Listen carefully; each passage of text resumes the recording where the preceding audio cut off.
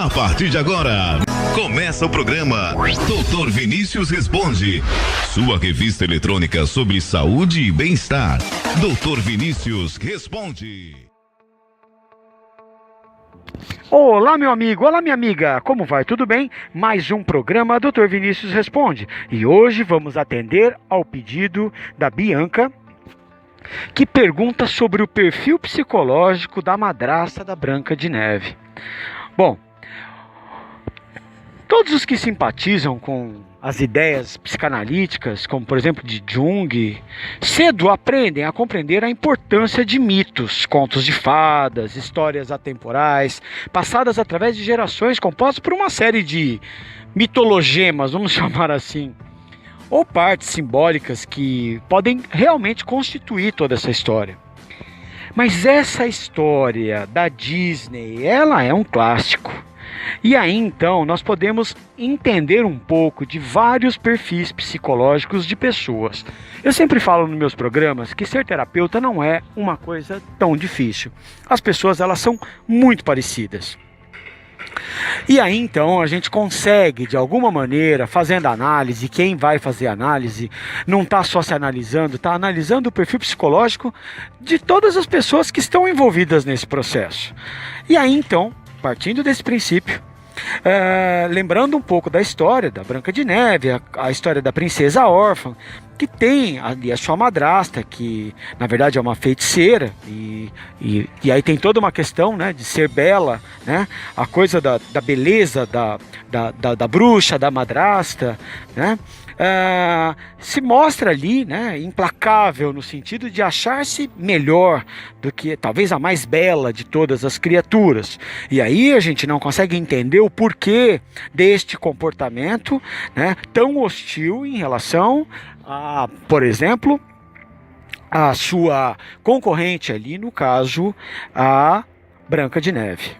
E aí então, partindo dessa ideia, o que se tem, né, nesse segmento é que essa resposta do espelho que diz para ela não, não, não, que ela não é a mulher mais linda, isso faz com que ela sinta realmente muito mais ódio e muito mais ira em relação à não aceitação. Esse não do espelho é o não ser aceita pela sociedade, é não ser aceita talvez pelo seu pai, pela sua mãe. Então, para a ideia, né, do que é entendido ali, para o que é levado, né, para a composição da criança, do mundo infantil, né, do mito, é assim, dessa maneira, como se fosse o espelho. É aquilo que, na verdade, ela mesma acha dela, que ela não é uma pessoa que tenha realmente uma estima elevada sobre ela mesma.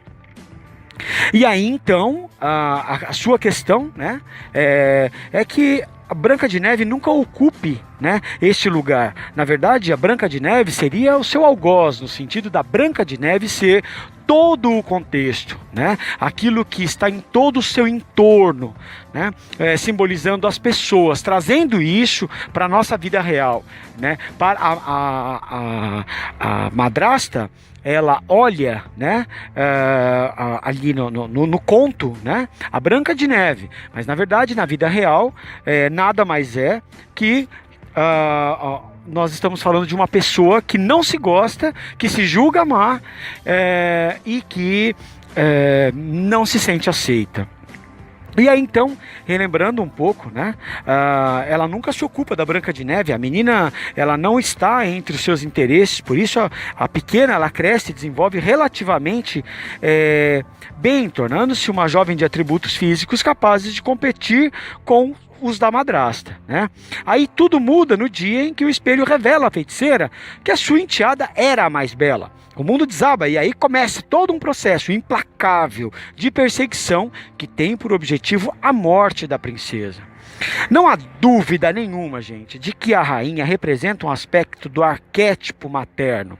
Ou seja, seu lado devorador, perverso, a má mãe, quantas vezes é percebida sendo difícil para algumas pessoas verem os seus filhos, né?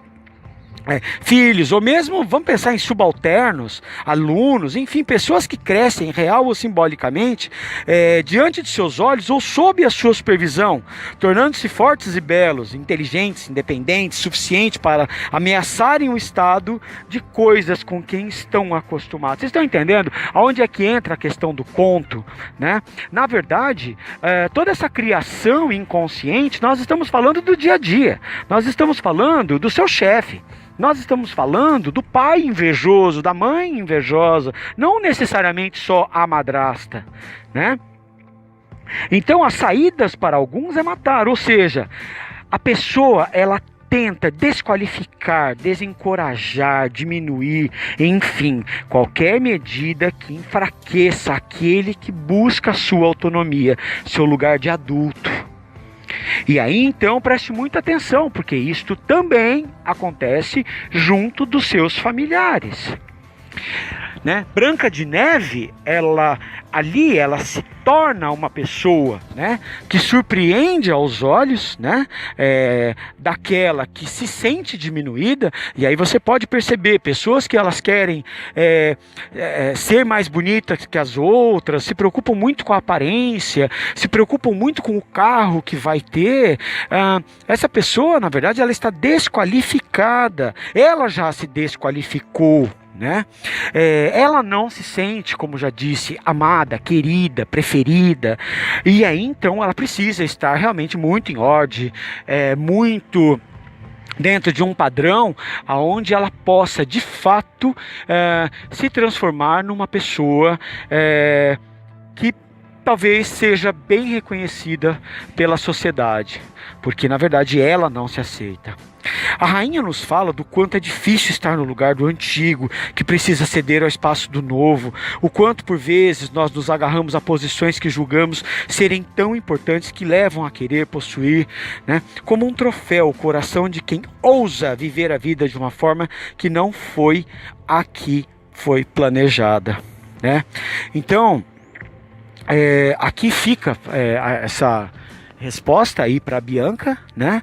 No sentido da gente poder entender a história do mito, né? Aonde é que entra o mito, né? Dentro da ideia, por exemplo, né? De alguns escritores, e aí aproveitando para responder o perfil da madrasta, né? E aí você observa que todas as madrastas aí fantasiadas de rainhas, né?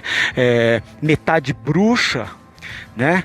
Metade bruxa, metade rainha bela, né? Estão aí dentro do arquétipo fundamentado na proposta da chefia, daquele que concorre com o seu aluno, com o seu filho. Mande mensagem para nós, 11 993 63 90 11. Grande abraço.